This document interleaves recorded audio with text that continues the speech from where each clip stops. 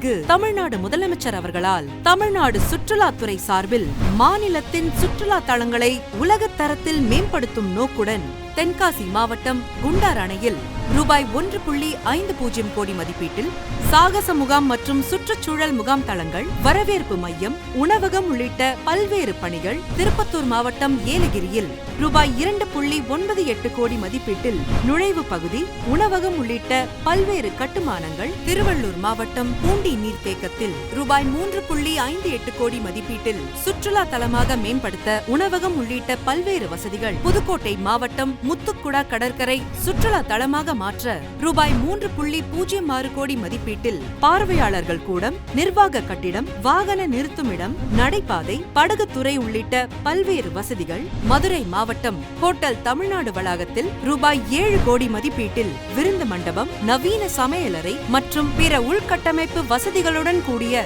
புதிய ஹோட்டல் தொகுதி என மாநிலத்தின் மேற்கண்ட பகுதிகளில் ரூபாய் 18.12 கோடி மதிப்பீட்டில் உருவாக்கப்பட்டுள்ள புதிய சுற்றுலா மேம்பாட்டு வசதிகள் இன்று மக்களுக்கு அர்ப்பணிக்கப்பட்டது. தமிழ்நாட்டின் சுற்றுலாவையும் உள்ளூர் வாழ்வாதாரத்தையும் புதிய உச்சத்திற்கு கொண்டு செல்லும் முக்கியமான சுற்றுலா தள மேம்பாட்டு திட்டங்களை மக்களுக்கு அர்ப்பணித்த மாண்புமிகு தமிழ்நாடு முதலமைச்சர் அவர்களுக்கு சுற்றுலாத்துறை சார்பாக நெஞ்சார்ந்த நன்றியை தெரிவித்துக் கொள்கிறோம்.